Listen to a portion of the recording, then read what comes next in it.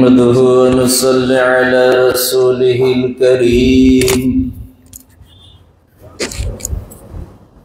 أما بعد فإن خير الحديث كتاب الله، وخير الهدي هدي محمد صلى الله عليه وسلم، وشر الأمور محدثاتها، وكل محدثة بدعة، وكل بدعة ضلالة، وكل ضلالة في النار. فأعوذ بالله من الشيطان الرجيم. بسم الله الرحمن الرحيم.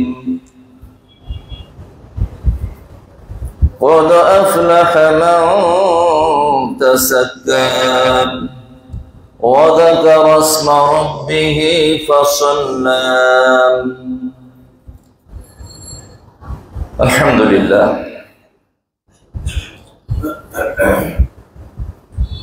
সম্মানিত সমবেত মুসলিয়ান ইকরাম, শুরুতেই আমরা মহান স্রষ্টা রব্বুল আলামিনের দরবারে লাখো কোটি শুকরিয়া জ্ঞাপন করছি, যার অশেষ অনুগ্রহে পবিত্র রমাদান আমরা পেয়েছিলাম এবং দেখতে দেখতে শেষ প্রান্তে উপনীত হতে পেরেছি। দরুদ এবং তাসলিমাত সর্বযুগের সর্বশ্রেষ্ঠ মহামানব বিশ্বনবী মুহাম্মদ রাসূলুল্লাহ সাল্লাল্লাহু আলাইহি ওয়াসাল্লামের প্রতি অযুত ধারায় বর্ষিত হোক। যার আদর্শ, যার অনুকরণ এবং অনুসরণ ব্যতীত নাজাত ও নিশ্চিত।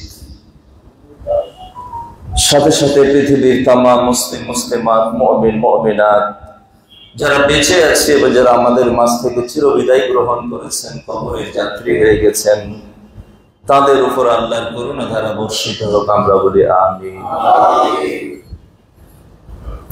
মানুষ কখন যে কে চলে যায় বলা খুবই মুশকিল। আজকেই আসার একটু আগে একটা টেলিফোন আসলো, আমার এক খুব কাছের বন্ধু বলল যে আমার বোনটা মারা গেল।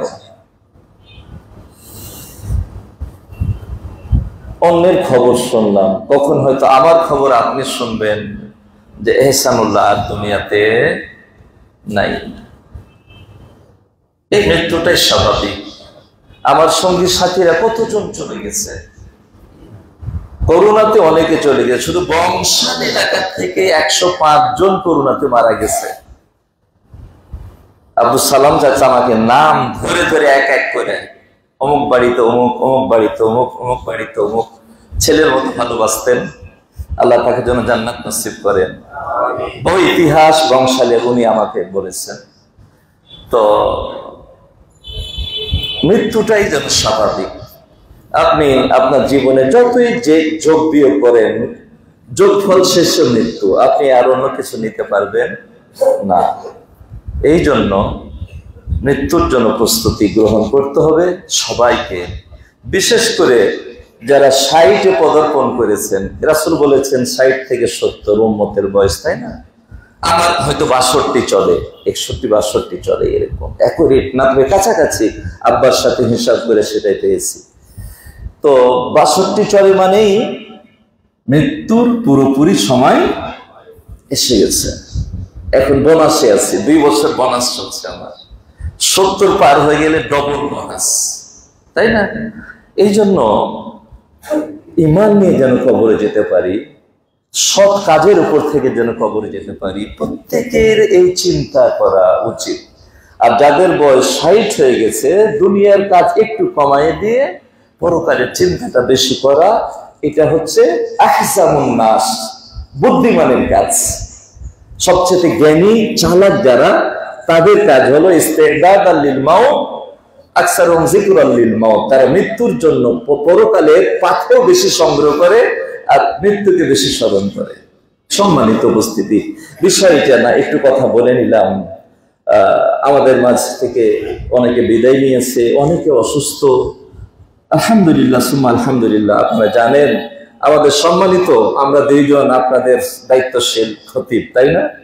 তার মধ্যে আমাদের বন্ধুবর্গ, আমার ক্লাসমেট, এবং কি বলবো, দীর্ঘ দিন যার সাথে আমরা চলেছি ছাত্র জীবন থেকে শুরু করে এখন দুই ভাই আমরা একসঙ্গে আপনাদের মসজিদের খতিবের দায়িত্ব পালন করছি। অসুস্থ হয়ে পড়েছিলেন, তাই না?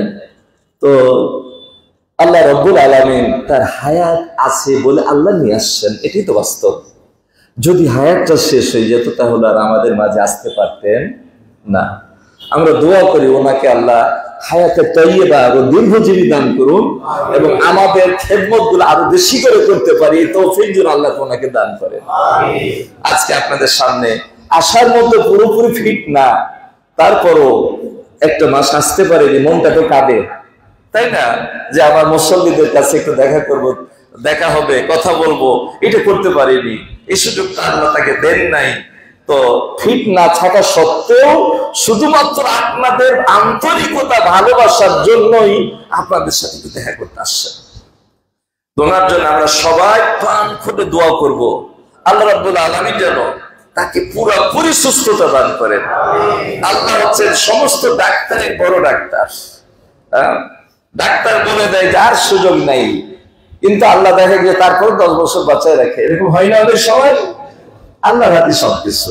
আমরা তার জন্য সবার জন্যই দোয়া করি, বিশেষ করে তার জন্য একটু খাস করে সবাই আপনারা দোয়া করবেন, আমার মা বোনেরাও দোয়া করবেন যেন ওনাকে পুরোপুরি সুস্থতা আল্লাহ দান করেন এবং আরো বেশি দিনের খেদমত উনি যেন করেন, আল্লাহ যেন ওনাকে দিয়ে করিয়ে নেন। সম্মানিত উপস্থিতি, আজ 27শে রমজান, 2 দিন অথবা 3 দিন পরে রমজান বিদায় নেবে, কিন্তু সিয়াম সাধনা শেষ হবে না রমজানের পরেও। বলবেন ভাই এহসানুল এটা আবার কি বললেন?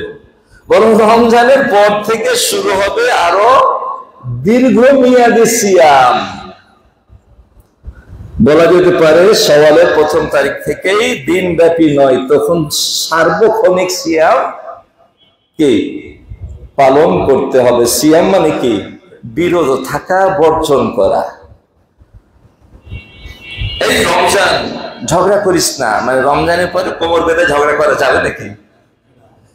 এই ক্ষমতা গালি দিস না, ঝগড়া করিস না, এই মিথ্যা বলিস না। রমজান মাসে মিথ্যা বলতে হয় না, তাহলে রমজান মাসে মিথ্যা বলা কি জায়েজ হয়ে যায় নাকি? তাহলে কি মুমিনের জীবন সংযমী জীবন। রমজান মাসে সূর্যের সাদেক থেকে সূর্য অস্ত পর্যন্ত বেশ কিছু বিষয় থেকে আপনি নিজেকে সংযত রাখেন। তো এই সংযমী জীবন মুমিনের মৃত্যু পর্যন্ত এই সংযমী জীবন চলবে। যখন একজন মুমিন কালেমা তাইয়্যিবা পাঠ করে ইসলামের খাতায় নাম লিখবে, সাথে সাথে তার জন্য একটা পথ নির্ধারণ হয়ে যাবে। তো এই মুহূর্ত থেকে সে যা খুশি তা করতে পারবে না, যা খুশি তা খেতে পারবে না, যা খুশি তা বলতে পারবে না, যা খুশি তা দেখতে পারবে না। তার পুরো বডিটাকে ঠিক সেই পথেই পরিচালিত করতে হবে। তার পুরো জীবনটাই হবে সংযমী জীবন, তার পুরো জীবনটাই হবে তাকওয়ার জীবন। আর রমজানের যে শিক্ষা, এই শিক্ষা আমার পুরো জীবনে অ্যাপ্লাই করতে পারলেই আপনার আমার সিয়াম পালন করা এটা সাকসেসফুল হবে। সম্মানিত উপস্থিতি, তো ভূমিকা একটু কথা বললাম। আজকের বিষয় হচ্ছে ঈদুল ফিতর ও যাকাতুল ফিতর, এই দুটা মৌলিক আজকে বিষয়। সময় সীমিত, নির্ধারিত, কথা অনেক, তাই সব কথা ব্যাখ্যা দিয়ে বলা যাবে না। খুব সংক্ষিপ্ত ভাবে বলবো, যেহেতু একই আলোচনা, এই আলোচনা প্রতি বছরই আমরা শুনতে হয়, একই কথা আমরা বলি, কারণ এই কথা প্রতি বছরই আমরা আমাদের জীবনে অ্যাপ্লাই করতে হয়। নতুন নতুন কিছু মুসল্লি থাকে এবং আমরা এই কথাগুলো শুনে আমাদের ঈমানকে একটু তাজা করি এবং এই পথে আমরা চলার চেষ্টা করি। সম্মানিত উপস্থিতি, তো আসুন আমরা অন্যদিকে না গিয়ে আমরা সরাসরি আলোচনাতে চলে যাচ্ছি। আমরা এখন আলোচনা করব প্রথমে যাকাতুল ফিতর। যাকাতুল ফিতর নিয়ে আমরা আপনাদের সামনে এখন আলোচনা করব। এর প্রথমে একটু সংজ্ঞাটা বলে দিই। রমজানে সায়েমের ত্রুটি বিচ্যুতি নিরসনের লক্ষ্যে এবং দুস্থ অসহায়দের ভক্ষণের জন্য শরীয়ত কর্তৃক নির্ধারিত ঈদের সলাতে যাওয়ার পূর্বেই যে খাদ্য বস্তু প্রদান করা হয় তাকেই বলা হয় যাকাতুল ফিতর। আমরা জানি, তারপর একটু ব্যাখ্যাটা করলাম। বিশ্বনবী মুহাম্মদ সাল্লাল্লাহু আলাইহি ওয়াসাল্লাম বলেছেন, এই তিনটা হাদিসের মধ্যে সব চলে আসবে। একটা হচ্ছে ইবনে ওমরের হাদিস, একটা হচ্ছে আবু সাঈদ খুদরির হাদিস, একটা হচ্ছে আব্দুল্লাহ ইবনে আব্বাসের হাদিস।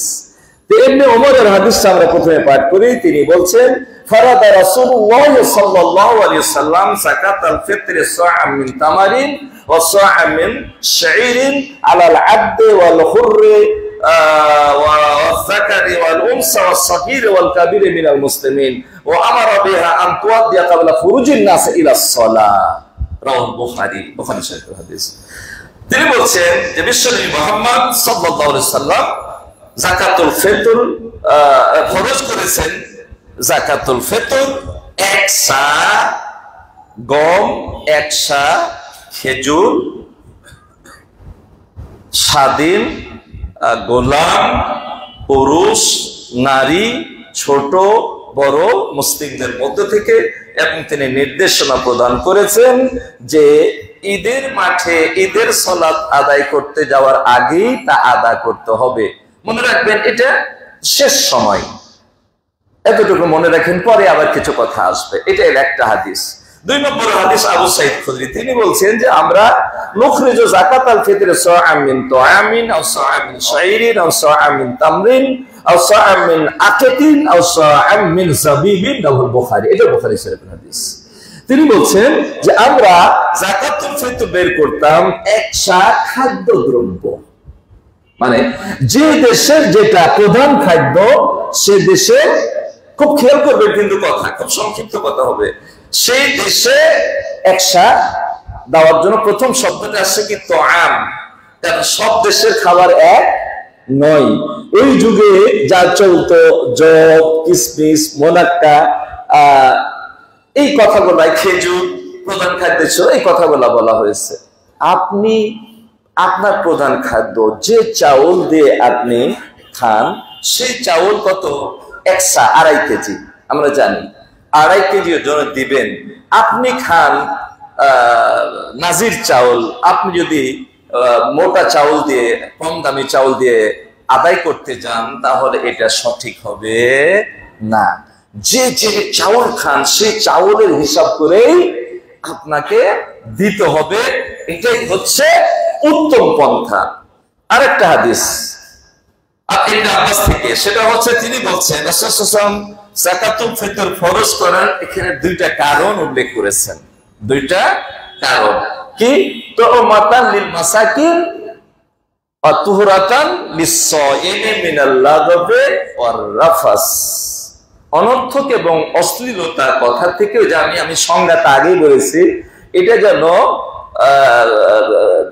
নামাজের যেমন সহজ সিজদা, ঠিক ফিতরাটা যেমন সায়েমদের জন্য সহজ সিজদার কাজ করবে। অর্থাৎ এই পুরো 1 মাসের যে ভুল ত্রুটিগুলো আল্লাহ এই ফিতরার মাধ্যমে আল্লাহ কি করবেন? ক্ষমা করে দিবেন। আল্লাহু আকবার। এটা সহজ সিজদার কাজ করবে। আল্লাহু আকবার। অতএব এটা কি ফরজ রূপী কর্তব্য হিসাবে আপনাকে প্রদান করতে হবে। তো এখানে এই 3টা হাদিস থেকে আমরা যে কয়েকটা জিনিস বুঝতে পারলাম, সংক্ষেপে বলে দিই। প্রথম, ফিতরা হতে হবে একসা, প্রত্যেক মুসলিমের জন্য একসা ফিতরা দিতে হবে, হোক সে কৃতদাস, স্বাধীন, নারী, পুরুষ, ছোট বড় সব।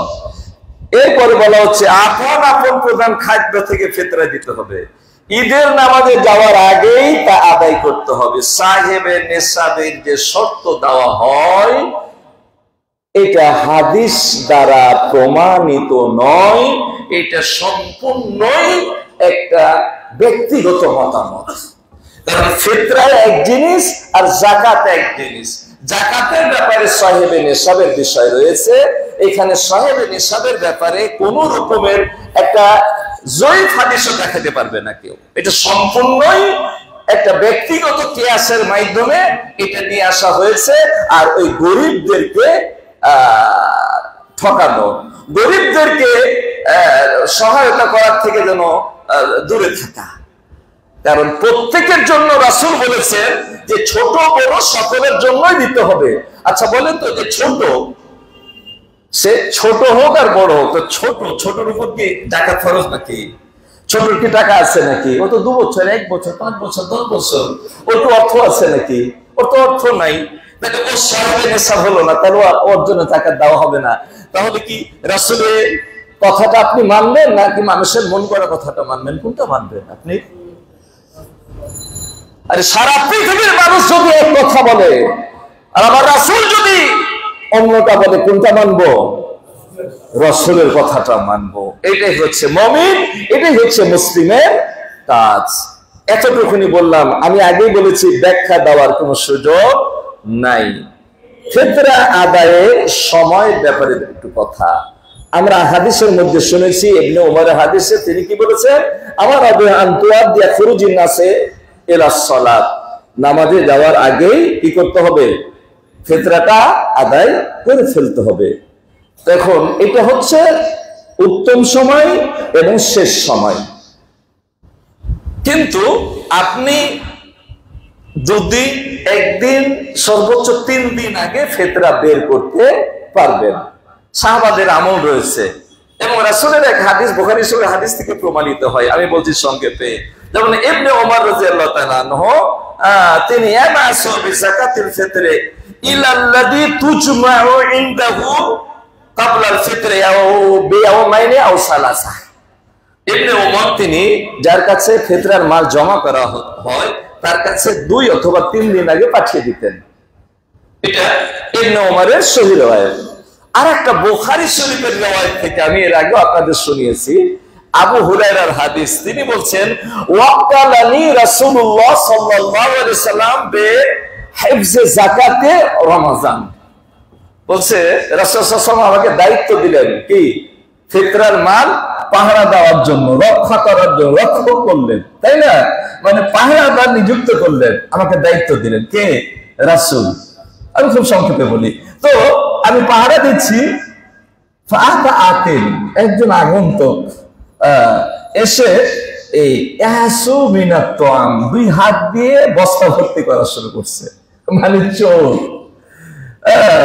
আবু হুরায়রা রাদিয়াল্লাহু তাআলা আনহু তাকে ধরে ফেলছেন।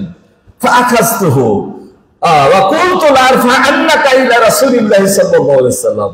এবং আবু হুরায়রা বলছেন যে আমি তোমাকে রাসূলের কাছে নিয়ে যাব। তোমার এত বড় সাহস, তুমি ফিতরার মাল তুমি চুরি করতে আসছো।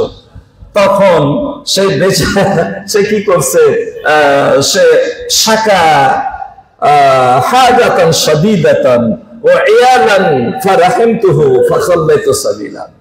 বলছে, সে বলল যে ভাই, খুব শক্তভাবে সে শিকায়ত করলো, আরজি পেশ করলো যে আমি আসলে গরিব মানুষ, বাল বাচ্চা অনেক, খেতে পাই না, বাল বাচ্চার কষ্ট দেখতে পারিনি, আমি আসলে স্বভাব চোর না। উদ্দেশ্য হচ্ছে যে আমি স্বভাব চোর না, আমি আসলে বাধ্য হয়ে আসছি বাচ্চা কাচ্চার এই কান্নাকাটি না দেখতে পেরে। আমার রহম হয়েছে, আমি ছেড়ে দিলাম। সকাল যখন হয়েছে ফজরের সময়, তখন রাসূল সাল্লাল্লাহু আলাইহি ওয়াসাল্লাম বলছেন মা ফাআলা আসিরুকাল বারিহা। এই আবু হুরায়রা, এদিকে খবর হয়ে গেছে জিবরিলের মাধ্যমে, আবু হুরায়রার সাথে চোরের সাথে কি ঘটনা খবর হয়ে গেছে। তো রাসূল জিজ্ঞেস করছেন মা ফাআলা আসিরুকাল বারিহা, গত রাতে তোমার খবর কি? ওই যে আসির মানে কয়েদি, তোমার চোরের খবর কি? মূলত তোমার চোরের খবর কি? তো বললেন হুজুর, সে অনেক কান্নাকাটি করছে আর বলছে যে আমি স্বভাব চোর না, আমার বাচ্চা কাচ্চা অনেক, আমি অনেক কষ্টে আছি, না খেয়ে আছি, এই জন্য আসছি, আমি আর আসবো না। তখন রাসূল সাল্লাল্লাহু আলাইহি ওয়াসাল্লাম বললেন কাযাবাকা ওয়া সায়াউদ, তুমি জেনে রাখো সে আবার আসবে আর সে তোমাকে মিথ্যা কথা বলেছে। এতটুকুন বললেন, আর কোনো ব্যাখ্যা দিলেন না। তো আবু হুরায়রা বলছেন যে যখন রাসূল বলেছেন কাযাবাকা সায়াউদ, ও আবার আসবে, তখন আমার এই কথাটা আরো মজবুত হয়ে গেছে মনের মধ্যে। রাসূলের মুখ দিয়ে বের হয়েছে সায়াউদ, তো অবশ্যই আসবে। কি ঈমান দেখেন রাসূলুল্লাহর উপরে। বলতে ফারাসাবতুহু, আমি ওত পেতে বসে আছি, আর চোর এসে আবার চুরি শুরু করেছে, আবার আমি তাকে ধরছি, আবার সে কান্নাকাটি শুরু করছে, ওই একই কথা। আমি ছেড়ে দিলাম, আমার মনে রহম হয়েছে। সকালবেলা আবার রাসূল জিজ্ঞেস করছেন, মা ফায়লা সিরুকাল বারিহা, খবর কি চোরের? বলো হুজুর এই ঘটনা। তো বলছে কাসাবা কাও সায়াউদ, ও মিথ্যা কথা বলেছে, সে কিন্তু আবার আসবে। আবার সে বলছে আমি আবার ওত পেতে বসতাম, আবার এসে বস্তাতে মাল ভরা শুরু করছে, এবার ধরছি। বলছে তোমার এটা হলো তিনবারের তৃতীয়বার, তুমি বারবার আমাকে ওয়াদা দিচ্ছ, তুমি ওয়াদা দিচ্ছ যে তুমি আসবা না, আবার তুমি আসছো, অতএব তোমার কোনো কথা শোনা হবে না, তোমাকে রাসূলের কাছে নিয়ে যাবো। তো বলছে শোনো, তোমাকে আমি এমন একটা কালিমা শিক্ষা দিচ্ছি, এই কালিমা যদি তুমি পাঠ করো তাহলে হবে কি, আল্লাহর পক্ষ থেকে একজন রক্ষক তোমার বাড়ি পাহারা দিবে, শয়তান তোমার কাছে আসতে পারবে না, তোমার কোনো ক্ষতি হবে না, একবারে ফজর পর্যন্ত তোমার বাড়ি পাহারা দিবে। আল্লাহু আকবার। বলছে এই কথাটা সে যখন বলেছে তখন আমি তাকে ছেড়ে দিয়েছি। ফজরের পরে আবার রাসূল জিজ্ঞেস করছেন, মা ফাআলা আসিরুক, তোমার কয়দিন খবর কি, চোরের খবর কি? তো বলছে হুজুর এই ঘটনা, আমি তাকে ছাড়বই না, আপনার কাছে নিয়ে আসবো। কিন্তু যখন সে বললো এরকম একটা ইলম অর্জনের কি যে আগ্রহ, এটাই হাদিসটা বোঝাচ্ছে যে এই কথাটা শেখার জন্য আর শোনার জন্য আমি তাকে ছেড়ে দিয়েছি, সে আমাকে এই কথাটা বলছে। তো রাসূল শুনে বললেন সাদাকাকা ওয়া হুয়া কাযুব, বলছে সে যে কথাটা বলেছে এই কথাটা সত্য, হাদিসটা সত্য, যে আয়াতুল কুরসি পাঠ করে শুলে তার বাড়ি আল্লাহর পক্ষ থেকে পাহারাদারে পাহারা দিবে, ফেরেশতা পাহারা দিবে। কিন্তু আসলে সে বড় মিথ্যাবাদী, মুবালাগার থেকে কাযুব, কাযযাব, কাযুবুল, সে আসলে সত্য কথা বলে। দেখো না, বারবার বলছে আসবো না আবার আসে, আসবো না আবার আসে, তো মিথ্যাবাদী না? বলছে সাদাকাকা ওয়া হুয়া কাযুবুল, সে কথাটা বলেছে হাদিসটা সত্য, কিন্তু আসলে সে আসলে মিথ্যাবাদী। আচ্ছা তুমি কি জানো, তুমি যে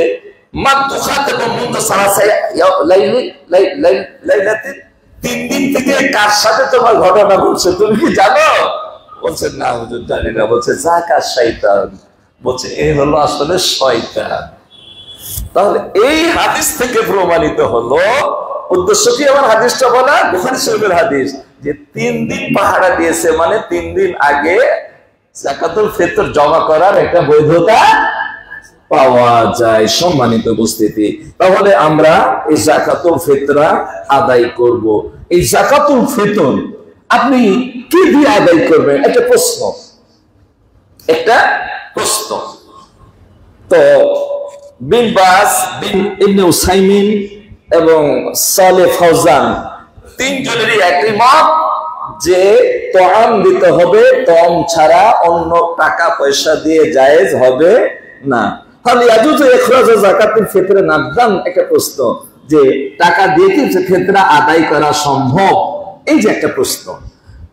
তো এখানে 3টা মতামত, আইম্মা ইকরামদের 3টা মতামত। প্রথম মতামত হচ্ছে এটা জায়েজ হবে না, এবং এইটার উপরই অধিকাংশ উলামা ইকরামদের মত, এবং এইটাকে অনেকেই ওয়াজিব বলা হয় যে টাকা দিয়ে যাকাত দিলে হবেই না। কিন্তু নাসিরুদ্দিন আলবানী এই জায়গাতে এসে আবার চুপ আছেন, চুপ ছিলেন, চুপ। কিন্তু ওই 3জন বড় বড় বিন বাজ, ওনাদের ফতোয়া হলো তআমই দিতে হবে, অতএব এইটার উপরেই অটল থাকা এটা সবার জন্য জরুরি হবে। আর একটা মতামত আছে জায়েজ, এটা শুধুমাত্র ইমাম আবু হানিফার মত। আর ওই মতটা হচ্ছে 3জন ইমাম, ইমাম মালিক, ইমাম শাফিঈ, ইমাম আহমদ বিন হাম্বল, তারা। কিন্তু আমরা তো সেই মতে যাব না, যেহেতু এই ব্যাপারে সহি কোনো প্রমাণ পাওয়া যায় না। এটা কিয়াস টিয়াস অনেক তাবিল তবিল করে, আমি সহি হাদিস যখন পাবো তখন আমি তাবিল করতে কেন যাব, এটা একটা কথা। আর একটা মত আছে যে যদি দেখা যায় যে কোনো পথ নাই, উপায় নাই, আপনি লোক পাচ্ছেন, আরেক জায়গায় পাঠাতে হবে, তখন তো খাবার পাঠাতে পারবেন না, তাই না?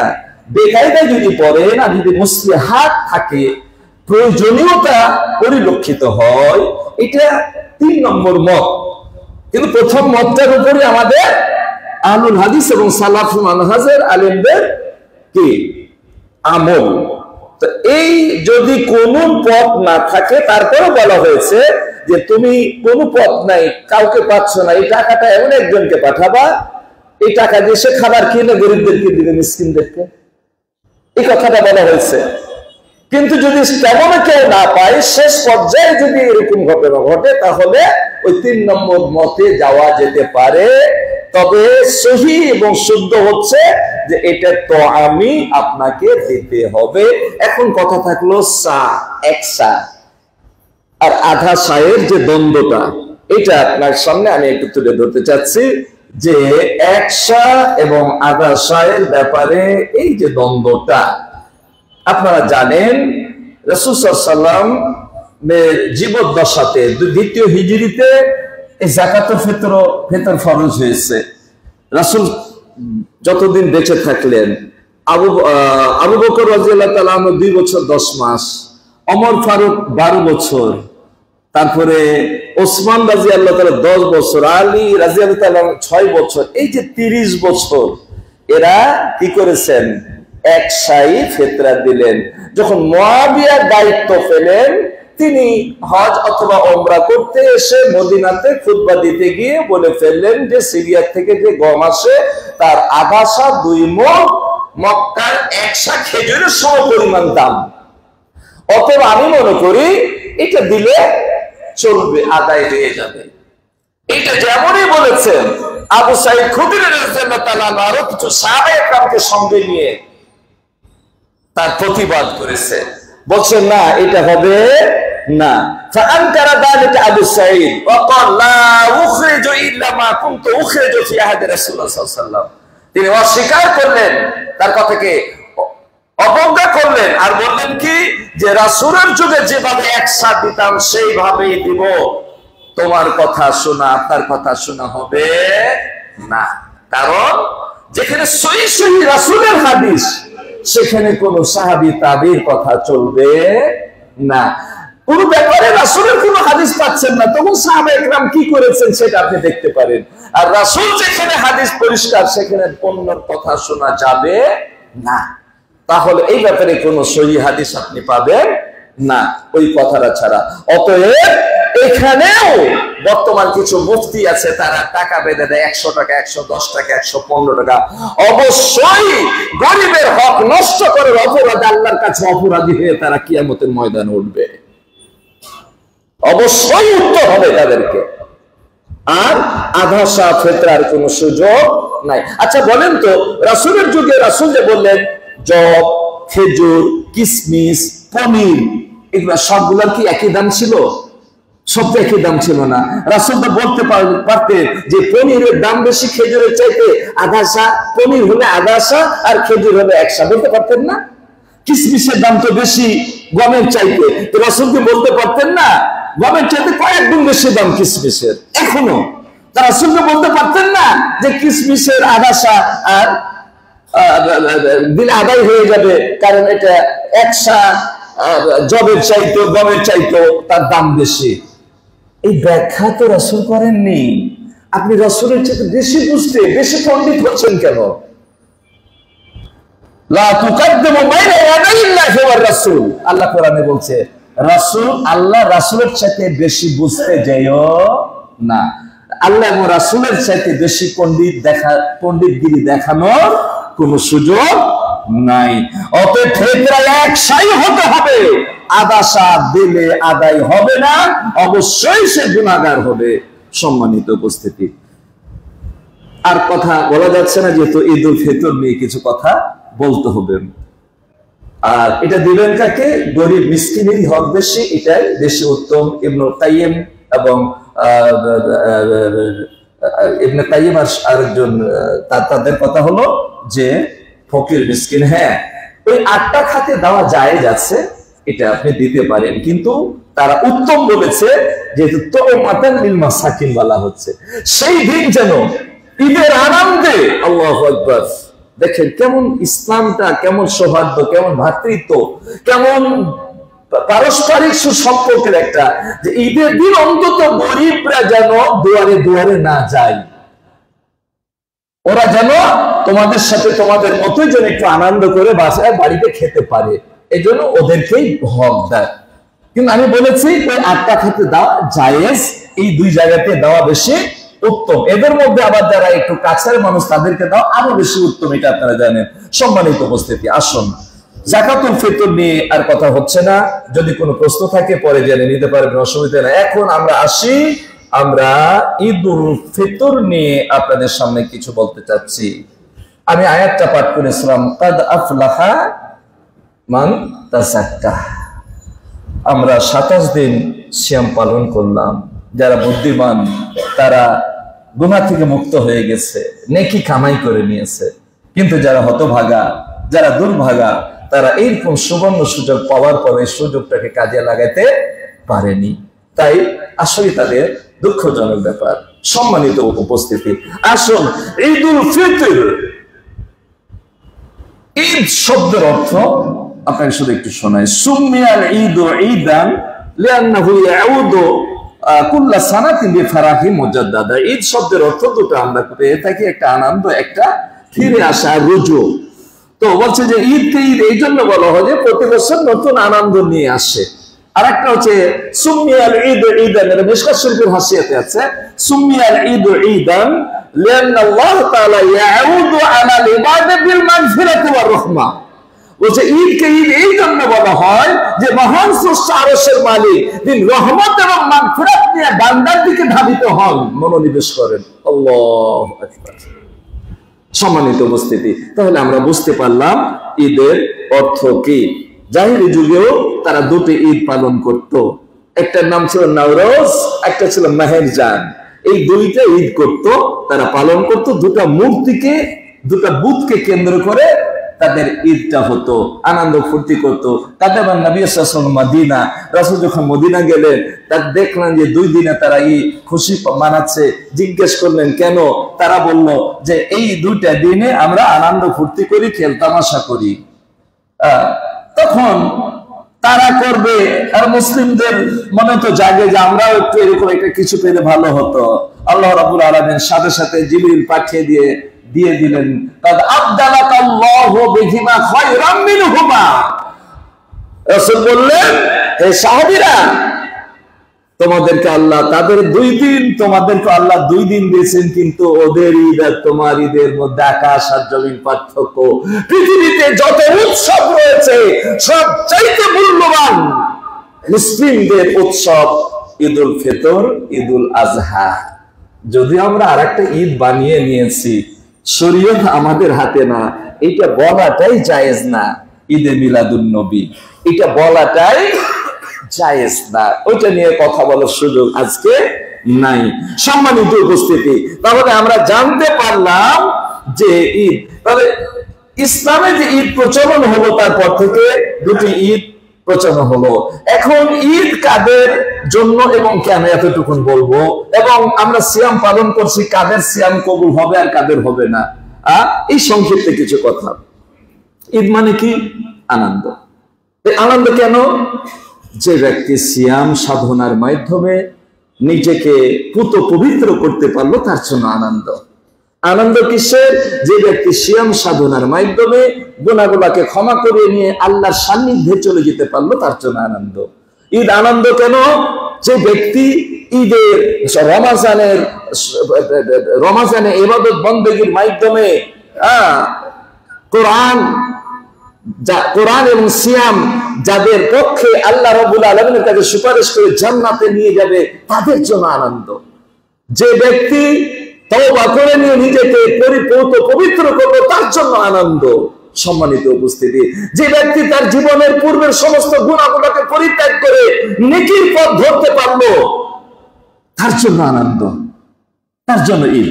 ঠিক আছে, কিন্তু এখন যে সিয়াম পালন করলো না, সেও যদি নতুন কাপড় পরে, সেও যদি বাড়িকে সজ্জিত করে, সে যদি দামি দামি খাবার পাক করে, তাহলে কি তার জন্য ঈদ? ওটা কি তার জন্য ঈদ হবে? সে যত ঈদ পালন করুক, ঈদ হবে নাকি? ঈদ হবে না।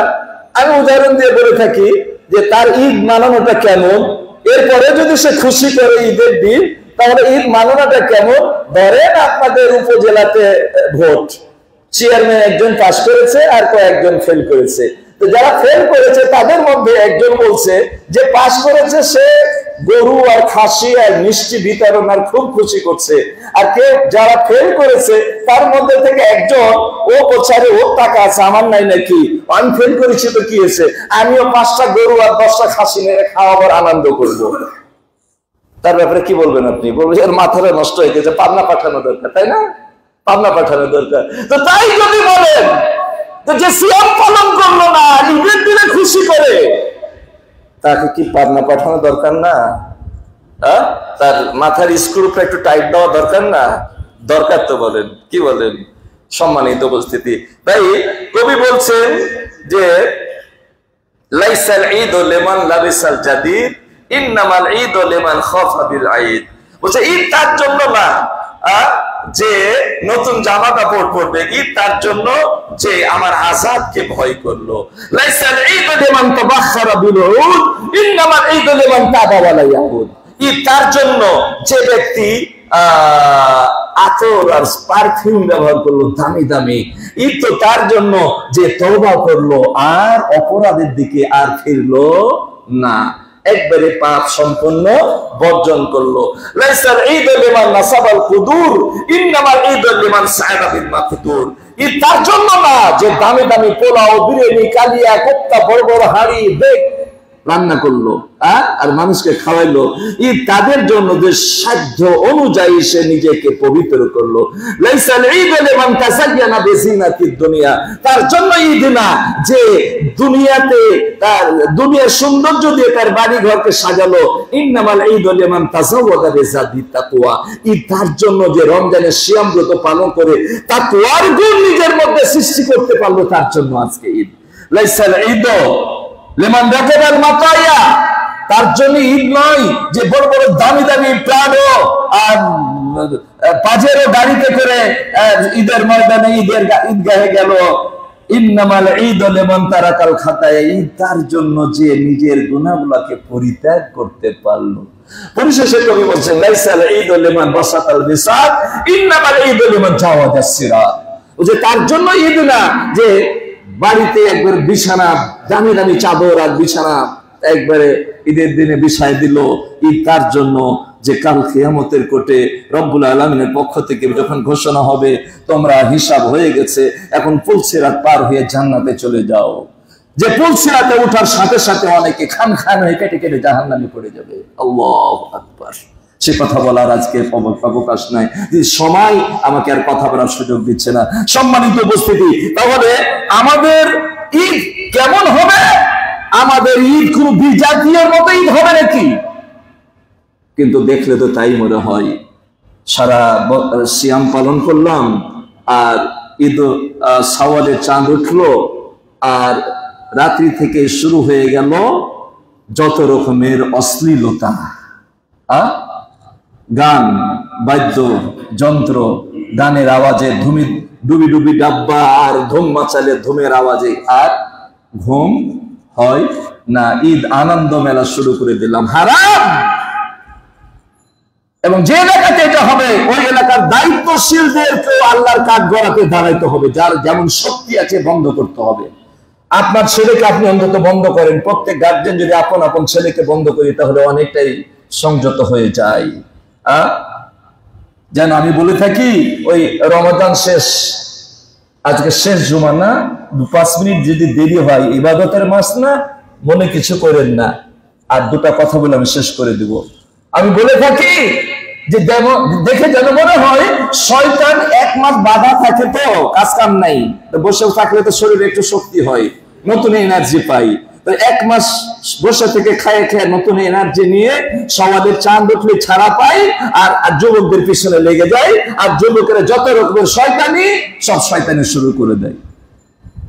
আমি বলি শয়তান যদি 1 মাস বসে খেয়ে এনার্জি তৈরি করে, বান্দা যুবক তুমিও তো 1 মাস সিয়াম ব্রত পালন করেছো, তেলাওয়াত করেছো, কিয়াম করেছো, তুমিও তো ইমানি বলে বলিয়া হয়ে শয়তানের শক্তিকে কেন প্রতিহত করে তুমি কেন তার উপর বিজয় লাভ করতে পারো না?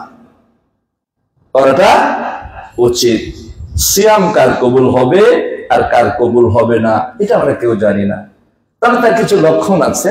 সিয়ামের আগে যেমন ছিল, সিয়াম রমজান মাসে একটু চেঞ্জ ছিল বটে, রমজান শেষ, তার মসজিদে আসা শেষ, তার তেলাওয়াত শেষ, তার মাথায় টুপি আর উঠে না, আর মসজিদে খুঁজে পাওয়া যায় না। ওই যে আমি বলে থাকি যে হারানো বিজ্ঞপ্তি, আমাদের হারায় গেছে কিছু লোকজন যাদের মাথায় টুপি আর পরনে পাঞ্জাবি ছিল, পেলে আবার ওই মসজিদে একটু হাজির করে দিয়েন। হারানো বিজ্ঞপ্তির অবস্থা যেন আর দ্বিতীয়বার না হয়, হারানো বিজ্ঞপ্তি যেন দিতে না হয়। সম্মানিত উপস্থিতি, তাই আসুন আমরা ঈদটা কিভাবে করব? আউয়ালু শাইইন ইবদাউ বিহিস সালাত। মুসলিমদের ঈদের আনন্দ স্টার্ট হবে প্রতিপালক আল্লাহ রাব্বুল আলামিনকে সিজদা দেওয়ার মাধ্যমে, অর্থাৎ সালাতের মাধ্যমে, ওয়ালা তুকাব্বিরুল্লাহ, তাকবীরের মাধ্যমে। তাকবীর চাঁদ ওঠার পর থেকে আপনি তাকবীর পাঠ করতে পারেন, সারাদিন আমল আছে। আবার কেউ কেউ বলেছেন ঈদের ময়দানে যাওয়ার সময় তাকবীর পাঠ করবেন, কোনো সমস্যা নাই। সম্মানিত উপস্থিতি, তাহলে আমাদের সামনে ঈদ। আর একটা হাদিস বলবো, এটা দ্বিতীয় খুতবাতে আমি বলবো। আর একটা হাদিস বলবো, 6 রোজার হাদিসটা বলে আমার আলোচনা শেষ করবো।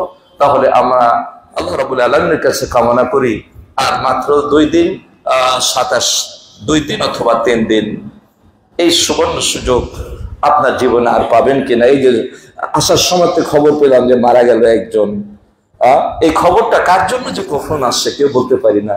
অতএব আমরা একটু ভালো হয়ে যাই, সাধারণ ক্ষমা হয়।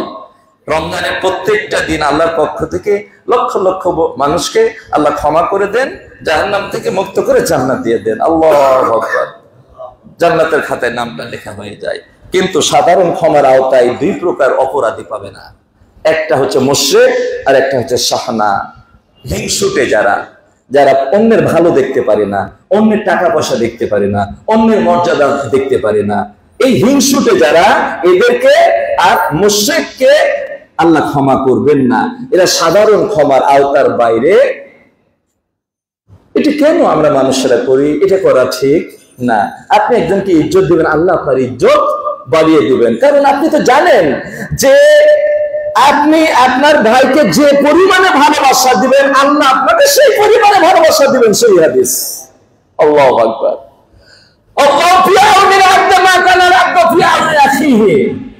আপনি আপনার ভাইয়ের যে পরিমাণে সহযোগিতা করবেন, আল্লাহ আপনার সেই পরিমাণে সহযোগিতা করবেন।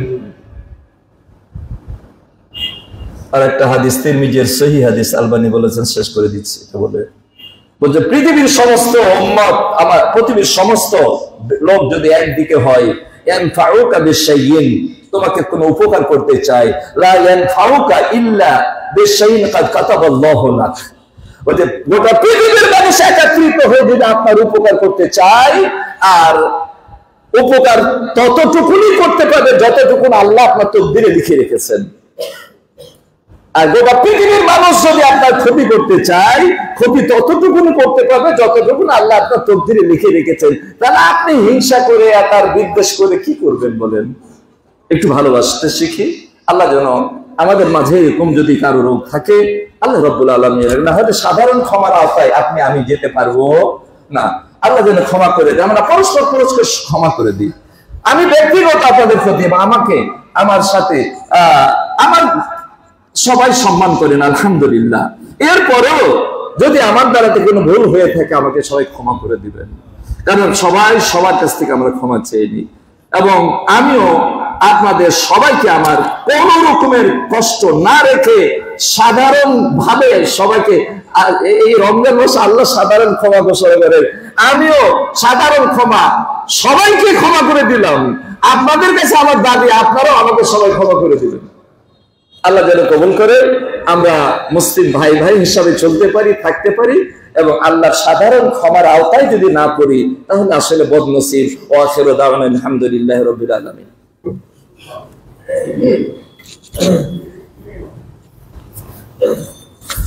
আলহামদুলিল্লাহিল্লাযী ওয়াকাফা ওয়া সালামুন আলা ইবাদিহিল্লাযীনা ইসতাফা, আম্মা বা'দ।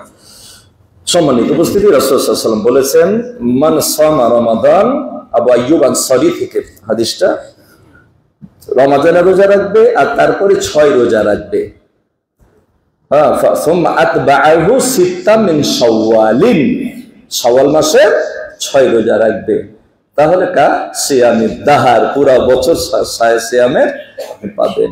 অতএব যদি কারো ফরজ রোজা ছুটে থেকে চেষ্টা করবেন আগে করে নেওয়ার 2-1টা, কারণ মান সমা রমাজান বলা হয়েছে, রমজানের রোজা রাখবে, এরপরে 6 রোজা, তাহলে এটা আগে করলে এই হাদিসের উপর আমলটা হয়ে গেল। কিন্তু দেখা গেছে যদি কোনো কারণে দেখা যায় যে না আপনি করতে পারছেন না, বেশি রোজা ছুটে গেছে এই মাসে, অন্তপক্ষে যেহেতু এই শাওয়াল মাসটাই এই রোজা রাখার সময়, এটার প্রয়োজন এটা করবেন। মাইসা সিদ্দিকা রাদিয়াল্লাহু তাআলা ওই একেবারে শাবান মাস ছাড়া তিনি এই ভাঙা রোজাগুলো করার সুযোগই পেতেন না, তাই বলে আমরা ইচ্ছাকৃত বিলম্ব করব না। তিনি হলেন নবী নন্দিনী, তার নবীর স্ত্রী, অনেক কাজ নবীর, অনেক খেদমত, অনেক কিছু সুযোগ হয়তো পেতেন না, কিন্তু আমরা সেটা করব না, এটা জায়েজ দেখানো হয়েছে আপনাকে। অতএব এই শাওয়ালের 6 রোজা একসঙ্গে করতে পারেন, ভেঙে ভেঙে করতে পারেন, কোনো সমস্যা নাই। আল্লাহ রাব্বুল আলামিন যেন তৌফিক দান করেন। অনেকগুলা দোয়া, যেহেতু আজকে রমজানের শেষ জুমা হচ্ছে, অনেকে দোয়া চেয়েছেন, আমরা একটু নামটা শুনে নিই সবার জন্য, কারণ আপনি যদি কারোর জন্য দোয়া করেন, সে দূরে থাকে, ফেরেশতা আপনার কাছে এসে কি বলে, ওয়ালাকা মিসলাহু, আল্লাহ ওর জন্য যে দোয়া করছে আল্লাহ তাকেও তুমি এটা দিয়ে দাও, আল্লাহ তাকে তুমি মাফ করে দাও। আল্লাহু আকবার। তাহলে নিজের দোয়া করার চেয়ে তো অপরের জন্য দোয়া করাটা বেশি লাভ। নিজের জন্য দোয়া করলে কবুল হতেও পারে, নাও পারে, কিন্তু অন্যের জন্য যখন দোয়া করবেন তখন ফেরেশতা আপনার জন্য দোয়া করবেন। আল্লাহু আকবার। হাজী আব্দুর রশিদ লেনের শরীফ হোসেন স্টক করে গুরুতর অসুস্থ দোয়া প্রার্থী, আল্লাহ রাব্বুল আলামিন শেফা দান করেন। মসজিদের ক্যাশিয়ার আমাদের এনামুল ভাই, মন্টু ভাই ব্রেন অপারেশন হয়ে বাসায় চিকিৎসাধীন, দোয়া প্রার্থী, দোয়া করবো আল্লাহ যেন তাকে সুস্থতা দান করেন। মসজিদের সেক্রেটারি আমাদের নুর ইসলাম ভাই সাহেবের ছোট ভাই, দীর্ঘদিন হাসান জাফর ভাই বহুদিন যাবৎ গুরুতর অসুস্থ হয়ে বিছানায় রয়েছেন, তার জন্য আমরা খাস করে দোয়া করবো আল্লাহ রাব্বুল আলামিন যেন মেহেরবানি করে তাকে শিফা দান করেন। 10 নম্বর বংশাল লেকের অধিবাসী মোহাম্মদ আলী হোসেনের ছেলে মোহাম্মদ আলিফ হোসেন অসুস্থ, দোয়া চেয়েছেন, দোয়া করবেন আল্লাহ যেন শিফা দান করেন। আর একজন আমি মোহাম্মদ দাউদ লালবাগের অধিবাসী, অত্র মসজিদের 2য় তলা হইতে অবস্থান করছি, ইতিকাফে অবস্থান করছি। আমার মা জননীর বয়স 110 বছর। আল্লাহু আকবার, আল্লাহু আকবার। উনি হঠাৎ করে অসুস্থ হয়ে পড়েছেন, আপনি সরল মসজিদের দোয়া করবেন আল্লাহ রাব্বুল আলামিন যদি তার হায়াত থেকে আল্লাহ রাব্বুল আলামিন যেন সুস্থ করে দেন, তার বেঁচে থাকাটা যদি কল্যাণকর হয় আল্লাহ যেন বাঁচিয়ে রাখেন, আর তার মৃত্যুবরণটাই যদি কল্যাণকর হয় দোয়াটা এইভাবে করা যায়। তো যদি আল্লাহ হায়াত রাখেন তা আল্লাহ যেন সুস্থ করে দেন। আর একজন দোয়া আবেদন করেছেন, চকবাজার রোডদরুর নিবাসী নাজিম উদ্দিনের বড় বোন গুরুতর অসুস্থ, দোয়া চেয়ে। শুধু তারাই নয়, এছাড়া যারা চাননি তারা কি মাহরুম হবে না? অনেকে আছে বাড়িতে, হাসপাতালে, ক্লিনিকে, দেশের বাইরে চিকিৎসাধীন আছে। আল্লাহ সকলকে আল্লাহ শেফায়ে কামিলা দান করেন। আজহাবিল বাস রব্বান নাস ওয়াশফি শাফি লা শিফা কা শিফা লা ইগাদিরু সাকামা। আল্লাহ রাব্বুল আলামিন আমাদের সকলকে যেন শেফা দান করেন। আমাদের কি যেন সিয়ামগুলো যেন আল্লাহ কবুল করেন, আমাদের কিয়ামগুলো যেন কবুল করেন। আমরা সিয়ামে যদি ভুল ত্রুটি করে থাকি আল্লাহ, আমরা মানুষ শয়তানের চক্রান্তে করতেই পারি, তো আমাদের ভুলগুলো যেন আল্লাহ ক্ষমা করে দিয়ে আমরা সিয়ামগুলো কবুল করেন। আজকের যে আলোচনা, এই আলোচনার আলোকে আমরা যেন আমল করতে পারি, এই তৌফিক যেন আল্লাহ রাব্বুল আলামিন দান করেন। আমিন। ওয়া আখিরু দাওয়ানা আলহামদুলিল্লাহি ইবাদাল্লাহ রাহমাকুম ইন্নাল্লাহা ইয়া'মুরুকুম বিল আদলি ওয়াল ইহসান ওয়া ইতা'i যিল কুরবা ওয়া আনিল ফাহশা'i ওয়াল মুনকারি ওয়াল বাগyi ইয়া'iদুকুম লা'আল্লাকুম তাযাক্কারুন। واذكروا الله يذكركم وادعوه يستجب لكم ولذكر الله تعالى وجل وتم